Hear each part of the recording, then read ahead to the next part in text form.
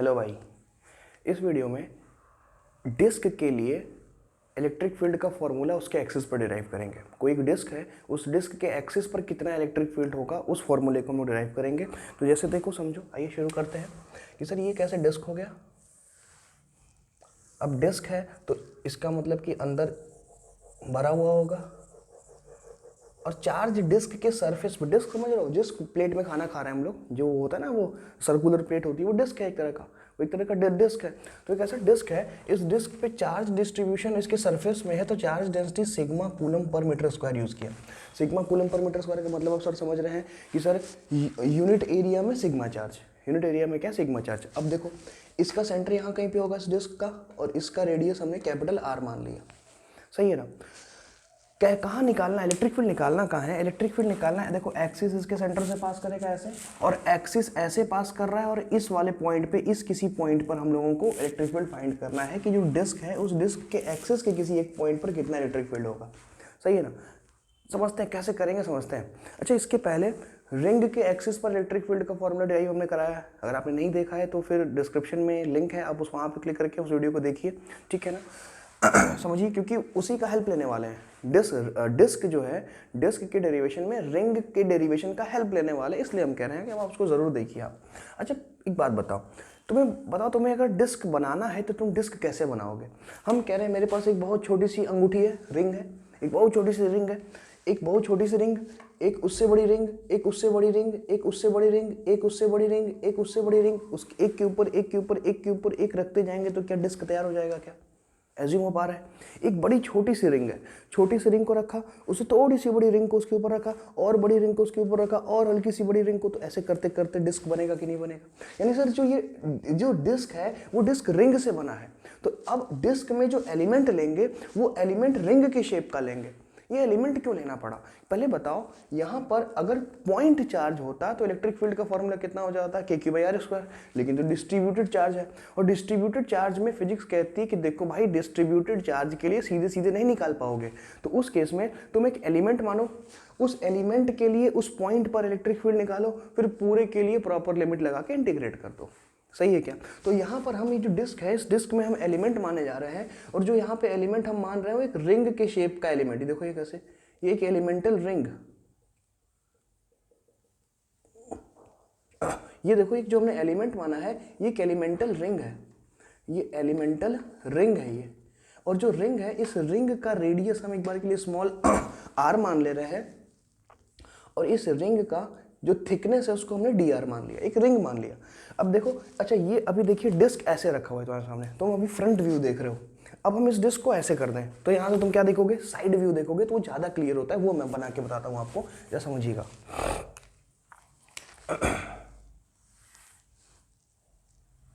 ये देखो, ऐसे अंदर भरा हुआ मटेरियल, ठीक सर। ये इसकी एक्सिस ऐसे जा रही है, और इसके अंदर हमने एक एलिमेंट ले लिया। ये दिखेगा ना, हाँ दिखेगा। अरे डार्क हो गया क्या अंदर वाला, इसको मिटा दे, अच्छे से विजुअल नहीं हो पा रहा यार। देखो, एक ऐसा हमने यहाँ पे एक रिंग ले लिया, ठीक है सर, एक ऐसा रिंग ले लिया।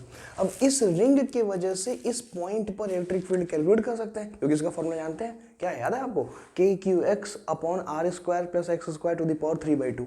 ये पिछले वीडियो में डिराइव कराया है, नहीं देखे तो एक बार उसको जरूर देखो, डिस्क्रिप्शन में लिंक है, तो वहाँ से देखो इसको, ठीक है। ये देखो सर, ये रिंग है, और इसी यहाँ कहीं पर एक पॉइंट है, यहाँ कहीं पे मैंने मान लिया कि एक पॉइंट है, इसी पॉइंट पर जो यहाँ से x डिस्टेंस की दूरी पे है, और इसी पॉइंट पर इलेक्ट्रिक फील्ड निकालना चाहते हैं, ठीक है सर। अब देखिए समझिएगा, ये जो सर एलिमेंटल रिंग माना है, इस एलिमेंटल रिंग का रेडियस कितना है, स्मॉल r। ये जो एलिमेंटल रिंग है, एलिमेंटल रिंग का रेडियस कितना है, स्मॉल r, ठीक सर। कि एलिमेंटल रिंग का जो सर रेडियस है, इस एलिमेंटल रिंग का रेडियस स्मॉल r है। एलिमेंटल रिंग का थिकनेस कितना माना है, dr। और चलो हम अपने से मान लेते हैं कि इस एलिमेंटल रिंग पर कितना चार्ज है, स्मॉल चार्ज dq।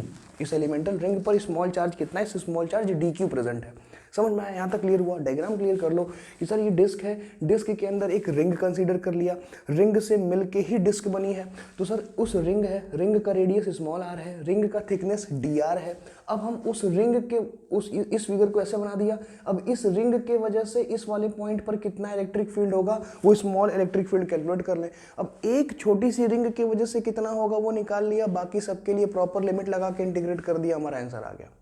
ठीक बात है ना? यही रोड मैप लेके फॉलो कर रहे हैं। और हमने मान लिया कि इस रिंग पर, जो रिंग हमने कंसीडर किया, उसमें स्मॉल चार्ज कितना प्रेजेंट है, उस पर small charge D Q present है।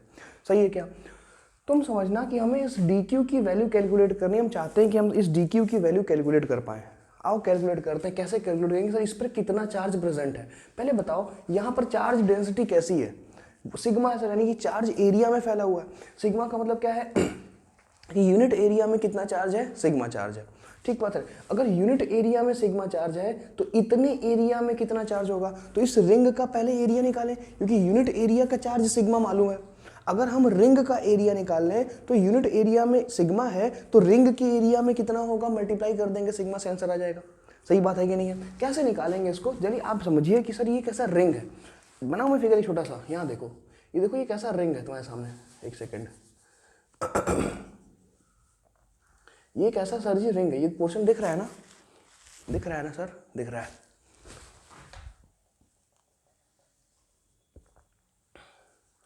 और इसका रेडियस कितना है बताओ? Small are. इसका थिकनेस कितना है बताओ? D R. सीजर लिया, कैंची लिया, और कैंची लेके इसको काट दिया यहाँ से ऐसे। कैंची कैसे बनेगी? ऐसे काट दिया। जब काट दोगे तो बताओ ये सर्कुलर रिंग था, रिंग को काटोगे तो क्या एक रेक्टेंगुलर स्ट्रिप बन जाएगा? क्या एरिया निकल जाएगा फट से? इसको यहाँ से काट दिया, जब आपने काट दिया देखिए क्या ऐसा एक स्ट्रिप बनेगा क्या? अब बताओ इसका स्ट्रिप का लंबाई किसके बराबर होगा? सरकमफरेंस के बराबर होगा। जो रिंग का सरकमफरेंस होगा उसके बराबर होगा। तो रिंग का सरकमफरेंस यानी वो उसका लेंथ बनेगा कितना? 2πr। क्योंकि भाई इसकी पूरी जो लंबाई, आप समझिए जो रिंग है, रिंग को काट दो, काट के ऐसे सीधा कर दोगे तो एक स्ट्रिप बनेगा कि नहीं बनेगा? बनेगा कि नहीं बनेगा? उसका लेंथ किसके बराबर होगा? तो रिंग के सरकमफरेंस के बराबर। और इसकी सर मोटाई किसके बराबर होगी? सर इसकी जो मोटाई डी आर के बराबर। और इसका स्मॉल एरिया कितना हो गया? स्मॉल एरिया जो डी ए हो गया वो डी अरे एरिया ऑफ रेक्टेंगल क्या होगा? लेंथ इंटू ब्रेड्थ, यानी कि 2πr इंटू डी आर। ये बड़ा काम का चीज़ है, अभी डेरिवेशन में यूज़ करेंगे इसको हम लोग। समझे सर जी? आगे बढ़े, समझे ना? रिलैक्स होकर धीरे धीरे समझते जाओ। सिग्मा का मतलब क्या है सर? सिग्मा का मतलब है कि सर यूनिट एरिया में कितना चार्ज है? सिग्मा चार्ज है। यूनिट एरिया में सिग्मा चार्ज। अब अगर यूनिट एरिया में सिग्मा चार्ज है तो डीए एरिया में कितना चार्ज होगा? यहाँ देखो सर, डीए एरिया में कितना चार्ज होगा? तो सिग्मा इंटू डीए। और डीए एरिया में जो चार्ज है उसी को हमने कितना माना था? D Q. अरे डीए एरिया किसकी ले लिया यार? ये जो एलिमेंटल रिंग है, इस एलिमेंटल रिंग का एरिया कितना ले लिया? डीए ले लिया। एलिमेंटल रिंग का एरिया डीए ले लिया, तो इस डीए एरिया में डी क्यू चार्ज था। ठीक है, यहाँ देखो इस एलिमेंट पर डी क्यू चार्ज है और इसी का एरिया डी ए कंसीडर कर रहा है। मतलब कि सर डी ए एरिया में कितना चार्ज? Sigma D A. और डी ए एरिया का चार्ज हमने डी क्यू माना है, तो मैं तो कह रहा हूँ कि सर डी क्यू की वैल्यू कितनी आ गई? सिग्मा इंटू डी ए आ गई। और आपने sir G D A calculate किया, रख दीजिए वहाँ पे 2πr into D R, D Q. समझ गए? अब यहाँ देखोगे कि सर इस छोटे से एलिमेंट की वजह से इस पॉइंट पर कितना इलेक्ट्रिक फील्ड होगा। ठीक है, जो मान लेते हैं यहाँ पर पॉइंट P है, तो यहाँ पर इस छोटे से एलिमेंट की वजह से कितना इलेक्ट्रिक फील्ड होगा? हमने मान लिया छोटा सा इलेक्ट्रिक फील्ड DE।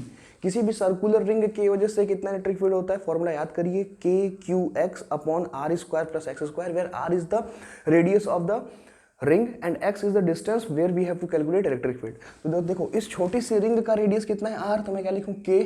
इस पर बताओ चार्ज कितना है? DQ। के क्यू यानी कि डी क्यू इंटू कितनी डिस्टेंस पर? एक्स अपॉन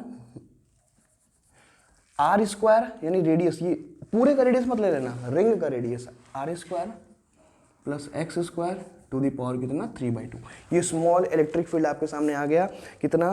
के D Q x upon are square plus x square to the power 3/2। समझते हो?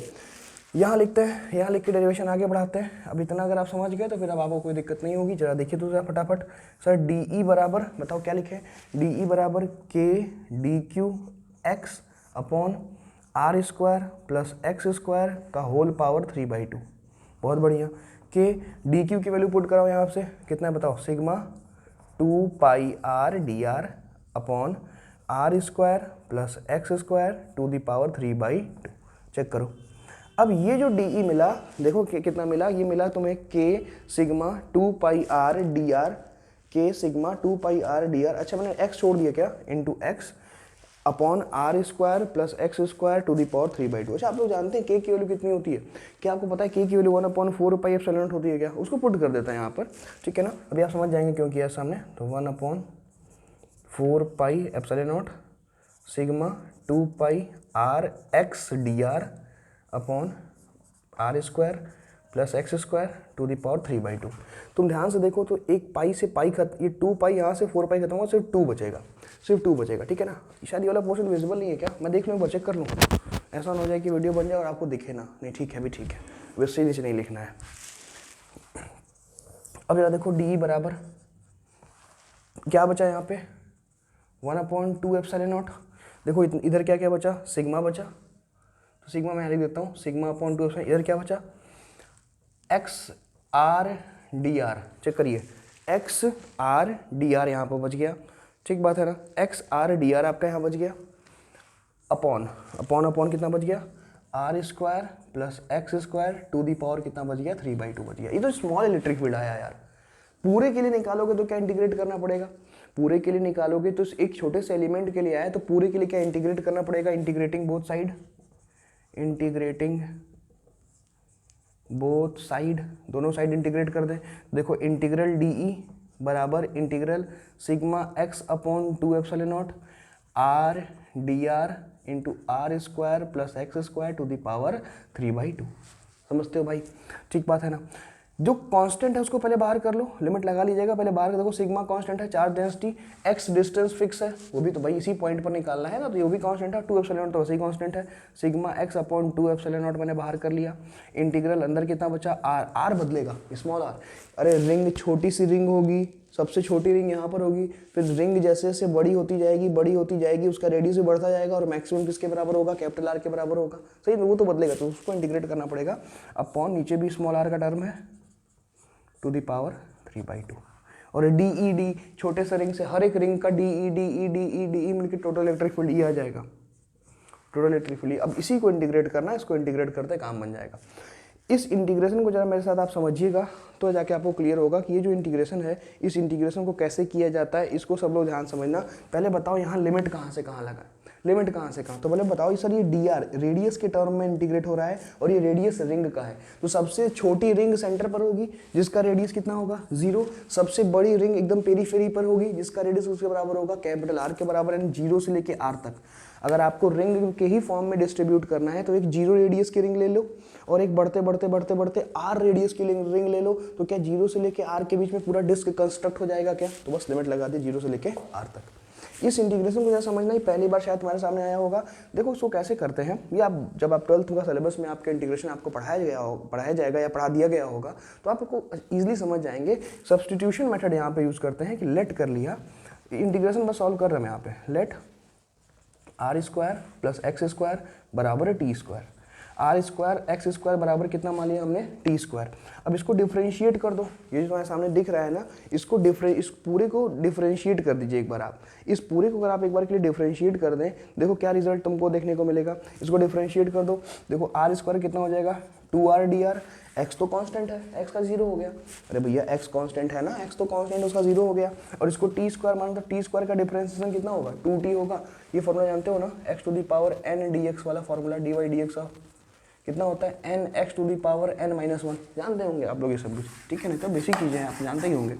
तो r स्क्वायर का 2r dr, t स्क्वायर कितना आ गया 2t dt, ये 2r dr ये कितना आ गया 2t, इसको t के रिस्पेक्ट में डिफरेंशिएट कर दीजिए ना, नहीं समझे आप, r square plus x square बराबर टी स्क्वायर, दोनों साइड डिफरेंशिएट कर दो d बाई डी टी, इधर भी डिफरेंशिएट कर दो d बाई डी टी, यानी टाइम के रिस्पेक्ट में t के, सॉरी टाइम नहीं है, t is not time, sorry ये t के रिस्पेक्ट में डिफरेंशिएट कर दीजिए, तो r स्क्वायर को करोगे तो 2r आ जाएगा इंटू कितना dr by D T, x का 0 हो जाएगा क्योंकि कांस्टेंट है, और t स्क्वायर कितना आ जाएगा 2t आ जाएगा, तो 2r dr into 2t dt, जो मैंने यहाँ लिखा हुआ है तो मैं मिटा देता हूँ उसको,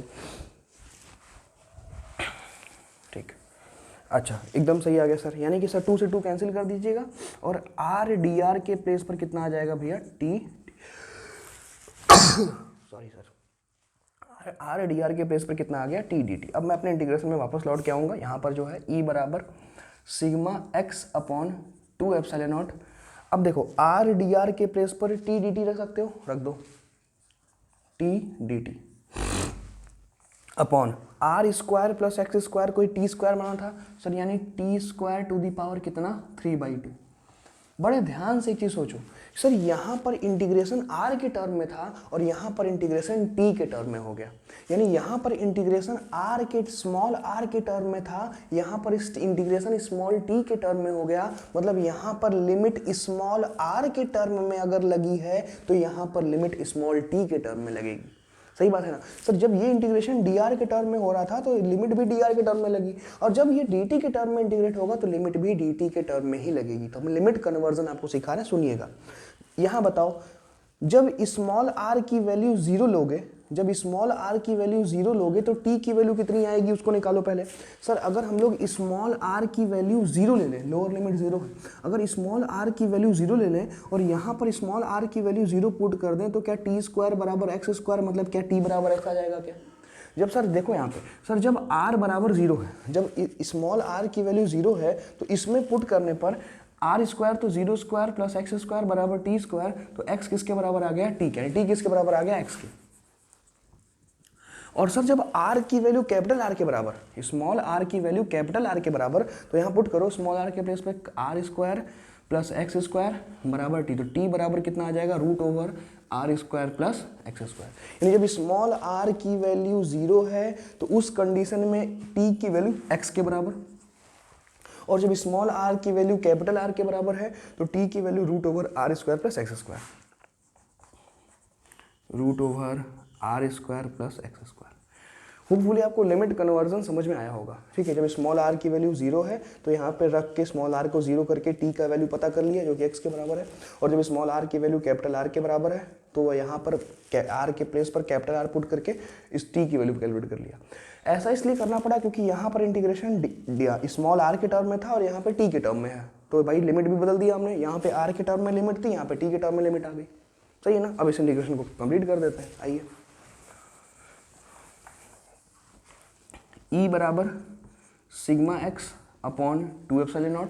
यार इसको सॉल्व करो जरा, टी डी टी अपॉन कितना आएगा, टी स्क्वायर से टी क्यूब बचेगा ना, और लिमिट लगी एक्स से लेके root over are square plus x square. देखो एक टी से टी खत्म कर दो, ये कितना बच गया sigma x upon 2 epsilon naught into integration of 1 upon T square. देखो 1 अपॉन एक टी से टी खत्म हो गया, x under root are square plus x square, D T भी है, अलग से कर लेते हैं। 1 अपॉन टी स्क्वायर का इंटीग्रेशन जानते हैं आप लोग, ऐसा नहीं कि नहीं जानते। 1 अपॉन टी स्क्वायर का बोलो कितना होगा, क्या डी टी भी है, क्या T to the power -2 D T होगा, क्या फॉर्मूला होता है -2 + 1 अपॉन -2 + 1। सॉल्व करने पर कितना आ जाएगा T to the power -1 upon -1, यानी क्या -1 अपॉन टी इंटीग्रेशन आएगा। बोलिए सर फॉर्मूला जानते हैं ना आप, नहीं जानते। Integral x to the power n का dx का इंटीग्रेशन क्या होगा, x to the power n+1 upon n+1। तो -2 पावर था -2 + 1 अपॉन -2 + 1, तो t to the power -1 upon -1, तो -1 अपॉन t आ गया इसका इंटीग्रेशन सीधे सीधे। ठीक है, मैं सीधे यूज़ कर रहा हूँ, यानी कि सर 1 अपॉन t आ गया sigma x upon 2 epsilon naught into -1 upon कितना रखे, कितना था 1 अपॉन t, और लोअर लिमिट है x, अपर लिमिट है root over are square plus x square. देख लो अपर लिमिट माइनस लोअर, इसको पुट करो। जब तुम इसको पुट करोगे तो sigma x upon 2 epsilon naught put करें सर आप इसको, तो ये पहले यहाँ पे अपर लिमिट जब पुट करोगे तो नेगेटिव आएगा, -1 upon root over are square plus x square minus of, फिर -x पुट करोगे 1 अपॉन -x। ठीक है, माइनस माइनस प्लस हो जाएगा। सॉल्व करने पर देखो कितना आ जाएगा sigma x upon 2 epsilon naught into 1 upon x minus 1 upon under root are square plus x square. X का मल्टीप्लाई अंदर कर दीजिए और इलेक्ट्रिक फील्ड का फॉर्मूला पा जाइए, sigma upon 2 epsilon naught into x का मल्टीप्लाई अंदर किया 1 minus x upon under root are square plus x square. देखो भैया ये जो फॉर्मूला आया है ये किसके लिए है, electric field for a disc, उसके एक्सिस पर, डिस्क के एक्सिस पर जो इलेक्ट्रिक फील्ड का फॉर्मूला है आपके सामने कितना आया, sigma upon 2 epsilon naught into 1 minus x upon under root are square plus x square. ठीक बात है, क्या आपको बात समझ में आई? ये तो पूरा मैथमेटिक्स था यार इधर वाला सेगमेंट।